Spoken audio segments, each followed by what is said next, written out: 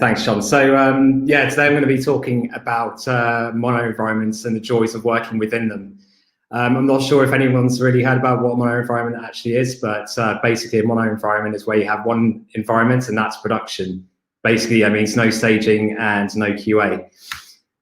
So just a little bit of context first. So who are we? I work at a company called Fluidly, which was founded in 2016. So we just celebrated our 4th birthday around about 4 weeks ago. And what we do is we provide a forecasting platform and a funding options platform for SMEs. So tends to be that SMEs or people who run SMEs struggle with cash flow, and it does keep them up at night. And so what we're trying to do is to solve that problem through allowing them to see into the future what their cash position might be at any given point in time. So in terms of the engineering team, there's 12 of us at the current moment, and it's split into 2 squads. One works on the funding journey, and then another one, which is the one I work on, deals with the funding engine. So back when I joined the company, it was just before embarking on a platform rebuild. And when I turned up, it was basically a monolith. It was extremely hard to work on. So I'll just go into some of the problems that we experienced. And I'm sure you recognize a lot of these. So as an example, we had a brittle platform. So we're having issues constantly happening in production, always a fire somewhere to be put out. There are slowed load times, especially on the forecast. There's a lot of data to compile together to make it happen. And so this was just not really working very well. Point number 2, unstable build. Again, something that plagues a lot of organizations, and I've been through quite a few. In this particular instance, it was 25 minutes around about, if I remember correctly, to get through, which is not the worst, but it's not the best either. But as usual, there was no guarantees that when you actually try to get something through CI, that it would fail for the right reasons. So it's extremely frustrating. Obviously, when things are built in a hurry, they become complex very quickly. And so, yeah, the code base and infrastructure just become unwieldy and very difficult to work with. And if you wanted to configure a development environment, it was quite challenging. It did take me a while to get up and running when I first turned up. But ultimately, you know, this has an impact on the business. So if you're trying to forge a new market segment, intelligent cash flow, then you're trying to be the innovator and you want to stay ahead of the competition. So you want to be able to release quickly and with good quality. And this is something we just weren't able to do. So moving on to the mono environment stuff. So when I was writing this talk up, it was kind of becoming clear that what I'm talking about is not particularly new or novel. But the thing that we do very well is that we apply these principles quite rigidly. We obviously will learn and evolve, but we really, really take them seriously, all the processes that we've put in place. And so when someone tells you, oh, I'm going to merge straight to production with no QA, no staging, the reaction is this is mental. And I remember first hearing about this approach back in 2013. I heard about a company that was doing payments, and it was said that they would just monitor what was going on in production. If it looked as though something wasn't working, they would just roll back. And this is, you know, sort of, it was quite an interesting idea. But from the learnings that we've had in the last year and a half, one thing I would strongly suggest you don't do is to try and do this on a monolith or on a brownfield project. It's likely to land yourself with a P45, so definitely don't do that. But if you're in a greenfield situation where you're building a microservice from scratch in a large organization, by all means, do go for it. Try it in a low-risk area, like a non-critical path, so you can make the easy mistakes. And then once you've learned those mistakes, then you can sort of roll it out a bit further. So on the subject of craziness, is this not crazy as well? When you consider the fact that it can take you up to 2 weeks sometimes to get things into production, you could be building up a whole bunch of changes across lots of different features being built at once, and then it's one big bang. And there will be a dependency, well, lots of dependencies and destructive changes that go along with that you really cannot recover from. So that might be database migrations or infrastructural changes that need to support the code. So this makes things quite hard to roll back from. Oops, sorry, gone a bit too far.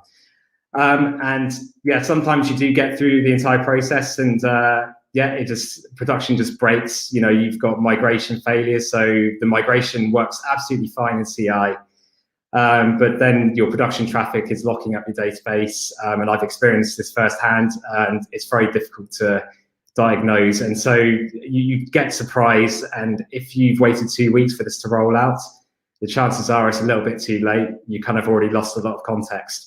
So there's multiple reasons why this kind of thing can happen as well, that production behaves differently to your staging and QA environments. So if you don't have a QA and staging environment, then, and you're going straight to production, then there is a trade-off to be made. So I'm accepting that I haven't got the safety net anymore of a QA and staging environment. But what I do get in return is I can now get into production quickly. And if the goal is to discover product market fit, as it is for us, then getting to production quickly gives us the best chance of doing that. And also the time that we're saving by not maintaining QA in a staging environment allows us to invest in the production environment. So that means that we can invest in really good monitoring, delivery of more features, dealing with tech debt, all of these great things that we wish we could do, but unfortunately we got to keep staging and QA running. So anyways, if you're going into production straight away, then you will need some risk mitigation strategies nailed down. So the broad categories of risk mitigation here are TDD and pair programming. I don't need to say anything about this just yet. Reducing the blast radius, roughly translated, means making smaller merges, not just doing huge pieces of work and merging all at once. Feature flagging, so developing features without the customer even knowing they're there. Monitoring alerting, if things do go wrong, let me know as soon as possible. And post-mortem, so in the event that the monitoring and alerting didn't save me, and our customers have basically experienced the issues before we knew about them, then I'd like to learn from that through a post-mortem. And production smoke test, which goes hand in hand with monitoring and alerting. So taking a bit of a deeper dive into the testing aspect. So a lot of people talk about TDD and unit testing in particular, and they sort of test a lot of implementation details, but we take a very different view that we test outside in. We're really trying to get testing of the behavior rather than implementation details. And so for us, what that means is in the front end that we do the large bulk of tests with React Testing Library ingest, and we don't really test all the internals. We interact with form components, click buttons, and mock an API, and then watch what happens to the page and how it behaves. If it's an API, then you would basically be hitting at the HTTP level, and you'll be hooking it up to a real database to see how the database is interacting as well. So we're pretty much trying to involve as much of the stack as possible. Unfortunately, I can't really go into the massive detail because it would just take too long. It's a different talk altogether. But what this does allow us to do is to fearlessly refactor as well. So if I wanted to change the internals for whatever reason, and then it allows me to do so because I'm not changing any behavior and the tests are focused on the behavior. So this is a really advantageous way to do your testing. With the testing as well, the tests need to quickly execute. So in our particular situation, right now, our tests take under 5 minutes, if I remember correctly. And what this enables is a rapid deployment for features and bug fixing. And the other situation where this becomes extremely handy is that sometimes you're in a very pressured situation where you've got a production issue that needs resolving extremely quickly, and you don't want to be in a state where you've got 25 minutes of tests to run through and you just have to skip them just to fix a bug. So the other thing we really care about is that the tests need to be reliable. So in a lot of organizations I've been in, there is a tolerance for flaky tests in the build and the temptation to just rerun over and over again. Whereas what we just decided to do is we just decommission that test for a period of time and try and fix it and then recommission it in the build later. So basically we can still get all of our test coverage for every single merge to master and then subsequent deployment. And so also when we're doing local development, we connect to the production services, which almost constitutes very closely testing in real life on production. So when we first built the front end, we were wondering how we were going to sort of, see how it worked and behaved. And our CTO said, well, why don't you just connect it to production? And we couldn't really get our heads around it. But then once we did it, it just worked. And it's got to the point now where people are able to merge and have a very high confidence level that what you're doing on your local machine is exactly the same as what happens when you actually deploy it on the environment. So this is extremely advantageous in that regard. And then also for product reviews and manual testing, we actually can do this in production behind a feature flag as well. And then once we're ready for it to be rolled out to customers, the only thing that changes is a configuration flag managed by a third party, which is launched darkly in our particular instance. So now that I've covered a bit of testing, sometimes your testing isn't good enough. So what we're hoping is that the blast radius has been reduced. So in Fluidly, it's more or less, if you've built it, then you've got to own the whole thing right to deployment. So that means your DevOps team is an enabler here. They're not really a crutch to your development team anymore. They're just giving you the tools that you need to bring up all of your infrastructure in a simple and quick manner. And that way, we're not throwing things over the wall to them, and then they come back to us like, swearing and saying this code is rubbish and it doesn't work. At the end of the day, I'm going to own whatever I put out into production. So basically, I'm going to be considering risk for every change, and all the past experience and postmortems that I'll talk about in a bit play a large part in understanding what the risks are. So I'll touch a little bit about feature flags as well. We're going to be releasing tens of times a day, and the user will be completely unaware of what's going on. And even if we make a mistake in that code, the user still should be unaware. So yeah, once the feature is out, we can remove the flag, and then that's all good. The code's nice and clean again. Merging small and often. This is something that everyone wants to do, but when you've got long builds, it kind of it puts you off doing that. But when your builds are solid and quick, we can do this. So it lowers the risk of breaking production in effect, and it gives us an opportunity to roll back easily.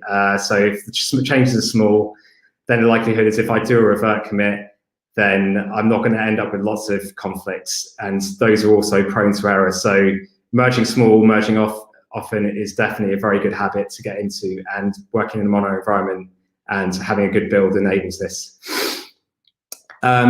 If we're doing a high-risk change, which sometimes you just can't avoid, then you want to be pairing. I mean, we pair anyway 90% of the time, but high-risk changes, you just need to pair. It's as simple as that, and at least then you're having a discussion. You're talking about preventative measures that can be taken and what might happen, and it also just helps with the blame-free and stress-free culture. Obviously, if you're deploying something that's high-risk, the stress being all on one person is probably not great for mental health. And obviously just asking the question of yourself all the time, can I easily roll back? Can I just create a PR, or is it a destructive change, in which case I might need to think about rolling forward? Just understand the risks, and then, as we make more mistakes, we just get a bit better with time. So if we haven't been able to reduce the blast radius, and our customers have experienced an outage for 10 minutes, 20 minutes, whatever it might be, then we'll run a postmortem. And basically the idea is to examine the fallout of a change that's been made and then the events that led up to it. And what we're trying to do is to find a root cause of the problem and address it. So in order to make this effective, the best thing to do is, obviously you will stabilize production as your first step. I mean, we don't want to leave it broken. But as soon as that's been done, the next thing that's probably best to do is to actually write the postmortem. And so this way we're going to get as much detail and context at the time at which the event happened. After a week, you would have gotten too much. So it's best to just get it done straight away. And this just enables a good discussion. And it'll be written, obviously, by the engineers who coded and deployed the change. And the key part of this document is a timeline. And the timeline basically will trace back a lot further than you expect it will. So it's not just about the first commit necessarily for that change. There might be a motivation or an original motivation for why a change was made or a feature was made. So as an example of that, like I deployed a change recently which broke two-factor authentication for Australian users. But the timeline goes all the way back to January when we got an email from Xero basically saying that we had to apply this on our site. Otherwise, they were going to turn it off for Australian users. So it's a regulatory requirement. And so by doing this, we're able to observe all of the events and decisions that got made and then trace back to the root cause of an issue and then see how we can stop these things from happening a second time around. If we cannot address the root cause of an issue, perhaps, sometimes these are just human errors and it does happen. During lockdown, I broke production at least 3 or 4 times in a month. Then we just need to say, okay, well, can we reduce the severity? Have we got enough monitoring and alerting in place? Is our monitoring alerting tight enough? We want a tight feedback loop when issues do occur. So, we can sort of make these changes as well and recommend them. And also, just point out the things that went well as well. So, we want to learn from failures, but also, what's going well for us and really sort of like double down on it as well. So, we're helping to sort of, create a blame-free culture. This is really important on the Postmortem. Someone is putting themselves out there, being extremely vulnerable, and so just make it a blame-free session if you are going to use these.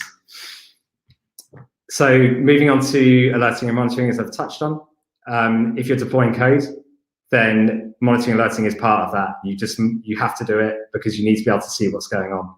So this means dashboards all over the place. And if I've got dashboards, then when I'm deploying code and it's going out in 10 minutes, I can see in real time what's happening. So this is really, really useful to have, just so that you can just roll back as soon as you notice that something's going wrong and have a look and then try again. So if you've got alerts that are going off, my recommendation on a mono environment is, or any environment for that matter, is to basically make sure that the alerts are because a user will be seeing something. Because obviously if you're getting alerts at 2 AM because memory is getting a bit high on a database, that could be a false alarm, but you're going to have an angry engineer. So use the CPU and memory usage type diagnostics, all the technical diagnostics, just to sort of like help you investigate, but not to really alert on. Finally, automated production testing is something we're doing, maybe not as much as we should, but it's something we could definitely get better at. So in effect, synthetics is kind of what most people call this. It's just periodic tests to make sure the production environment is up and running all the time. And so if users rely on your system, then these checks are important to run. And if you've got critical behavior, i.e. logins, test it every minute. If it's something, a feature that's very deep down, maybe you don't need to test it quite as regularly. You do have third-party providers that do provide this functionality. We didn't do it just because it costs too much, but it doesn't have to be complicated. It can just be a cron job linked to an alert system, and that's probably about the extent of it, right? And yeah, again, as with any testing, reliability above all else. Make sure that your production tests, when they do fail, are failing because something's gone wrong. It's just, you just want to have happy, productive teams that have slept well. So yeah, keep the alerts, sort of reliable, so that they're not noisy. So assume that all of this has gone well and you're kind of, you've got a mono environment set up and you're not breaking production 4 times a month like I have in one particular point in time. What's the outcome you get?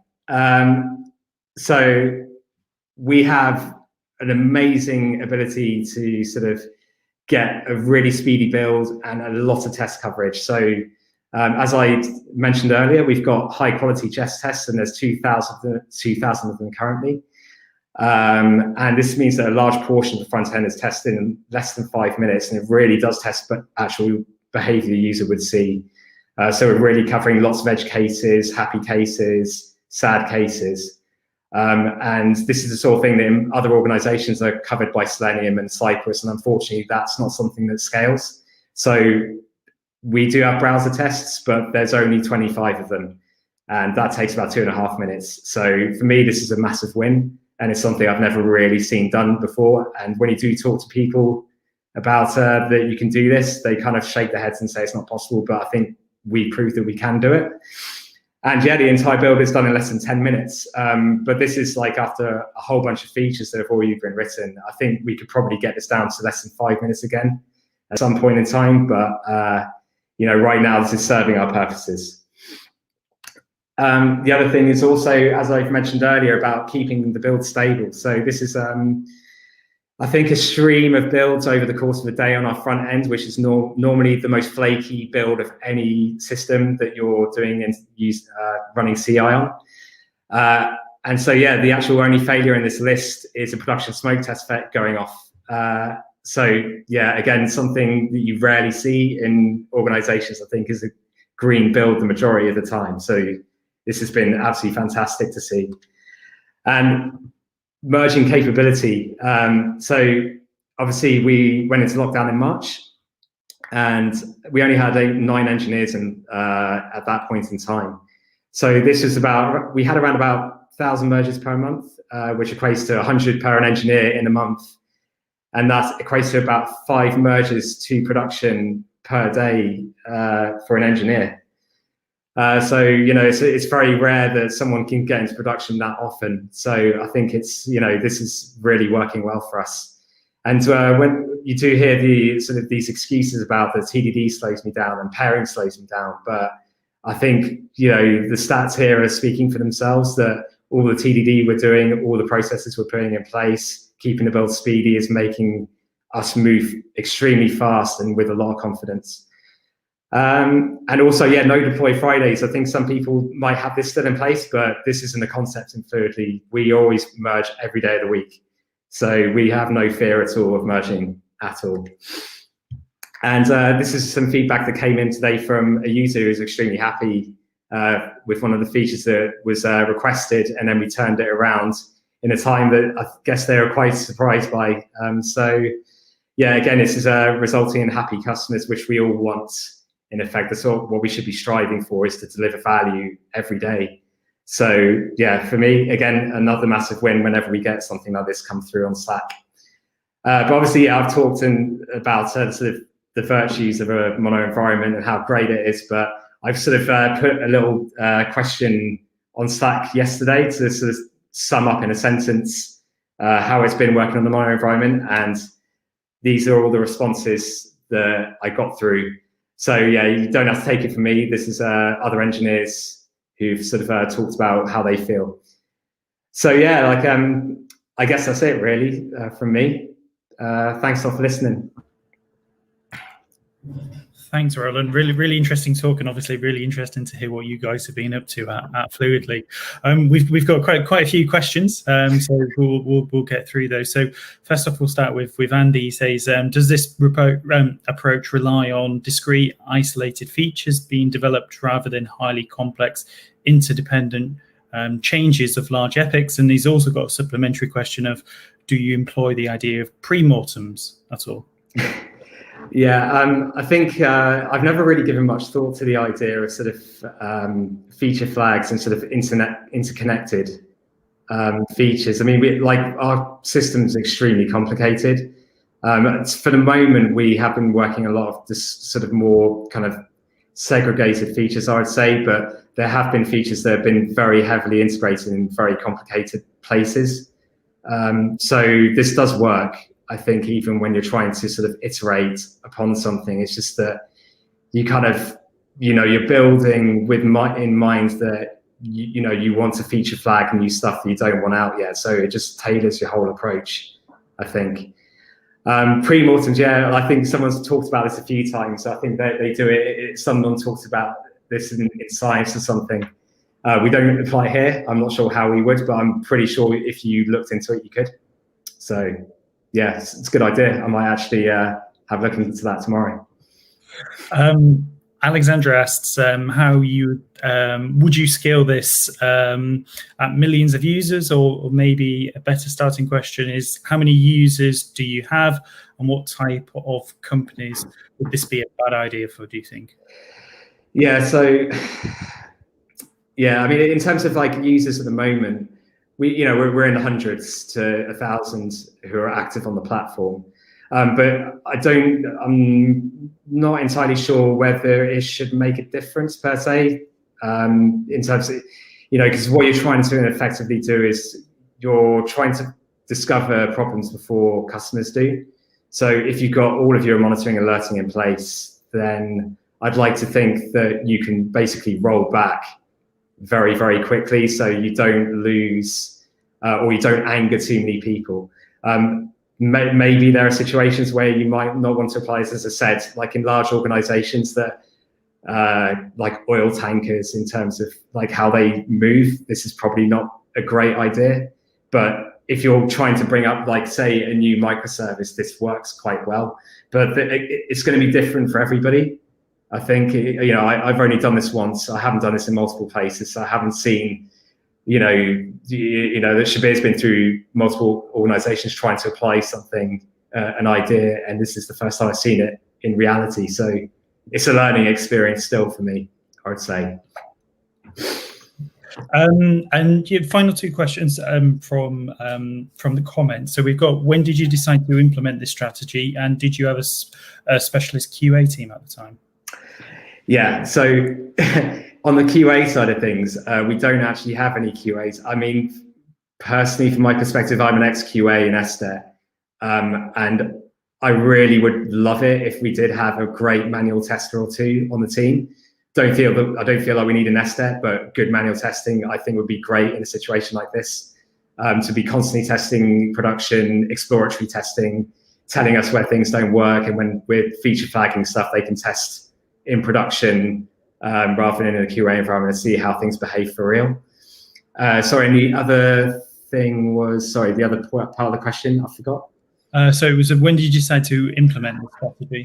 Yeah, so actually, I wasn't in the company when it was being thought about. Actually, the CTO was talking to me on LinkedIn because I'd worked with him before, and he said, "Oh, I'm thinking about doing a mono environment." I said, "Yeah, I've heard about this. This sounds amazing, but it sounds, crazy as well. I'm not sure how this would work in practice and what it means." And all I remember him really, the point he was ramming home was, you just need to have a very disciplined and good development team.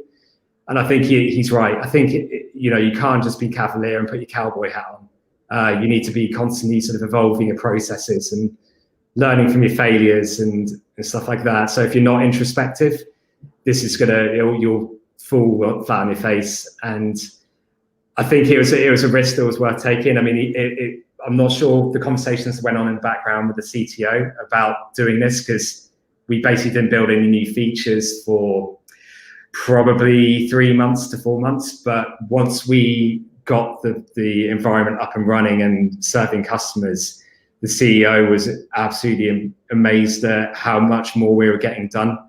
And all of these things she wanted to get done and had in her head were becoming a reality soon after. So yeah, it was 100% the right thing to do. Yeah, that's all I can say on that, really. Okay. And final question before we go to the other two panelists, if they've got any questions to ask. It's from Adam. He says, do you have any form of knowledge capture to help new joiners get up to speed with the learnings from previous failures?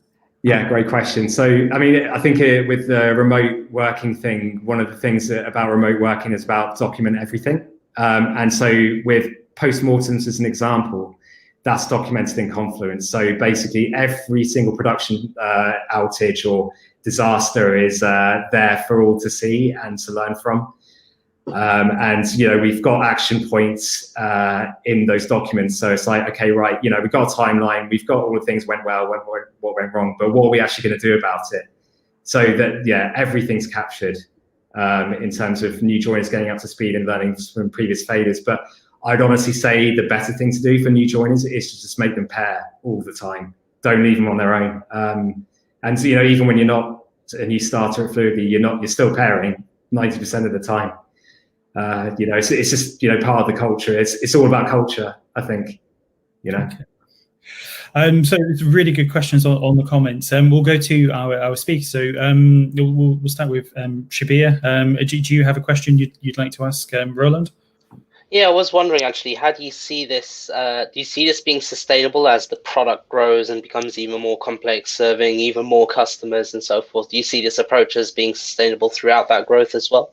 Yeah, I think so. I mean, the way that, again, the approach we've taken would take too long to explain in terms of, like, you know, the microservices and events and how we deal with them. But everything's segregated off. We could turn off like one microservice if we wanted to, and know that it's only going to affect one particular part of the app fairly confidently. You know, so again, there's going to be things that you'll learn as you go along, but I think this scales. And Cashflow, the forecasting tool we feature flag and apply all this, is the most complicated product I've ever worked on since I can remember. It really is quite a beast, I would say.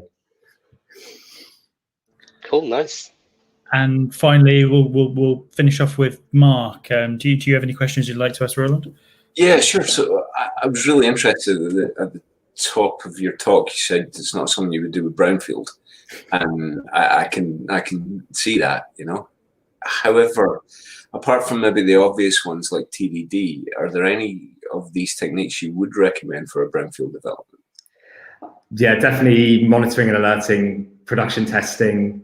You know, you can do that in any situation. And I think feature flagging, we were actually feature flagging on our previous monolith to a degree.